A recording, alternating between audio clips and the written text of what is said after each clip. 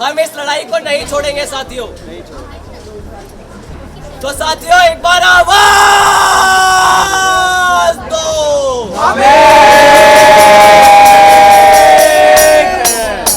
NTA UGC के खिलाफ लड़ेंगे।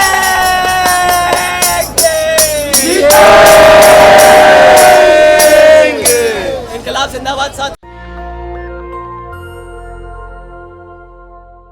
साथियों इस वजह से हुआ है कि पिछले 2 सालों में ये जो कोरोना काल रहा है, कोरोना महामारी रही, इस महामारी के बाद एजुकेशन सिस्टम ही तितर-बितर हो चुका था और इस सिस्टम को रिवाइव करने की, सिस्टम को नॉर्मल रिस्टोर करने की, वापस लाने की किसी ने कोई कार्रवाई नहीं करी। किसी का कोई इंटरेस्ट ही नहीं था कि इसमें कार्रवाई हो, क्योंकि बच्चे पढ़ेंगे तो समझदार बनेंगे, बच्चे पढ़ेंगे तो कुछ अचीव करेंगे, बच्चे पढ़ेंगे तो सवाल उठाएंगे। वो थोड़ी ना चाहते हैं लोग, कैसे सवाल उठा तो चाहते ही नहीं है। सवाल चाहते नहीं कि सवाल उठे, तभी वो चाहते नहीं है कि हम यहाँ पे आए। ये बैरिकेड लगा दिए हैं क्योंकि वो चाहते ही नहीं हम इससे आगे बढ़े। सवाल क्यों नहीं उठवाना चाहते? क्योंकि उनके पास जवाब नहीं है। जवाब होता, अगर साथियों जवाब होता उनके पास, तो क्या जब पहले दिन सुर्खियों में हर जगह ये बात थी कि ये सेंटर के साथ मिसमैनेजमेंट हुई है, ये द्वारका ही सेंटर था जहाँ पे मिसमैनेजमेंट हुई थी, यहीं पे आखिरी मोमेंट पे सेंटर बदले गए थे और दिल्ली विश्वविद्यालय में ही सेंटर अलॉट हुआ था। अगर इनको थोड़ा सा भी फर्क पड़ता है, इनके पास जवाब होते, तो ये कम से कम दूसरे दिन तो इंश्योर करते, कम से कम दूसरे दिन का तो सोचते कि इस बार कम से कम ना हो। साथियों ये हमारे भविष्य का तो छोड़े, इनमें खुद में इतनी शर्म नहीं बची। इतनी तो शर्म होती है कि एक गलती आज हो गई तो कल के कल तो ना करें। इतनी शर्म तो होनी चाहिए किसी में भी, मगर साथियों वो शर्म भी नहीं है। तो अब इसमें क्या बचा हमारे पास? हमारी अभी की सिचुएशन ये है कि ये दोनों दिन एग्जाम कंडक्ट हुए, इसमें लगातार बच्चों के एग्जाम मिस हुए हैं जितना हमें पता है, और ये सिर्फ हम दिल्ली की बात कर रहे हैं। बहुत सारी ऐसी जगह हैं जहाँ की खबरें भी हम तक नहीं पहुँचेंगी। बहुत सारी ऐसी जगह है जहाँ पे एग्जाम बच्चों ने 40 मिनट में खत्म किया क्योंकि 2 घंटे सिस्टम नहीं चल रहा है।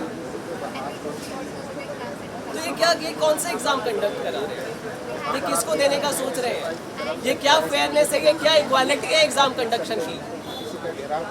तो साथियों हम इसी वजह से आज इकट्ठे हुए हैं कि जो एनटीए है, जिसको जिम्मेदारी दी गई है एग्जाम कंडक्ट कराने की, वो किसके द्वारा दी गई है? वो यूजीसी के द्वारा दी गई है। यूजीसी के डायरेक्शन के अंडर एनटीए एग्जाम कंडक्ट करा रहा है और ये एग्जाम इस तरीके से कंडक्ट हो रहे हैं। तो इसी वजह से आज हम यहाँ आए हैं, इकट्ठा हुए हैं कि यूजीसी के ऑफिस के बाहर हम खड़े रहेंगे, यूजीसी के बाहर हम धरना देंगे, अपने सवाल लेके यहाँ बैठे रहेंगे जब तक अंदर से एक जवाब ना आए। अंदर जवाब लेने साथियों हमारे एसएफआई के जनरल सेक्रेटरी और हमारे हिंदी यूनिट के प्रेसिडेंट कॉमरेड अदिति दोनों अंदर गए हैं। वो एक मेमोरेंडम सबमिट करेंगे। उस मेमोरेंडम में ये सारी बातें जो मैंने आपके सामने कही उस मेमोरेंडम के अंदर है। उसमें कुछ मांगे भी हैं साथियों। मांगे ये है कि इन बच्चों को दोबारा मौका दिया जाना चाहिए। क्या नहीं दिया जाना चाहिए? दिया जाना चाहिए। तो दिया जाना चाहिए। तो हमारी मांगों में ये है कि इनको एक और मौका मिले और एनटीए इंश्योर करे कि अगली बार से इस तरीके का मिसमैनेजमेंट ना हो। और ये सीयूईटी के कंप्लीट कंसेप्ट पे भी सवाल उठाना जाना चाहिए कि जब ये सरकार के बस की नहीं है पूरे सेंट्रल यूनिवर्सिटी के एग्जाम एक साथ कराना, तो ये क्यों करा रही है? ये क्यों इन प्राइवेट सेंटर्स को पैसे दे के हायर करके ये जो लोग इतने दूर कंप्यूटराइज्ड एग्जाम देने जा रहे हैं, जो दिल्ली के बिल्कुल आउटस्कर्ट्स पे होते हैं, जहाँ पहुँचने में 600 रुपए लग जाते हैं लोगों के, और उसके बाद भी पहुँच नहीं पाते। तो ये क्यों हो रहा है? तो ये हमारी कुछ मांगे हैं कि इसका हमें जवाब दिया जाए। ये मांगों पे हमें थोड़ी सी एश्योरेंस दी जाए। तो ये सारे सवाल लेके मेमोरेंडम लेके हमारे दोनों साथी अंदर गए हैं। कुछ देर में वो बाहर आएंगे और वो हमें बताएंगे कि यूजीसी से क्या हमें जवाब मिला। जवाब हम जानते हैं क्या होगा, मगर फिर भी हम ये लड़ाई लड़ते रहेंगे। हम इस लड़ाई को नहीं छोड़ेंगे साथियों। तो साथियों एक बार आवाज दो।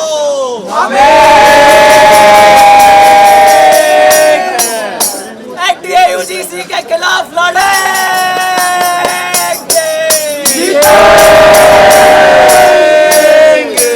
इनकलाब जिंदाबाद साथियों। नेशनल दस्तक की आपसे गुजारिश है कि अगर इसको बचाना चाहते हैं तो नेशनल दस्तक को सब्सक्राइब करने के लिए रेड कलर के सब्सक्राइब बटन को दबाएं, फिर बेल आइकन की घंटी दबाएं।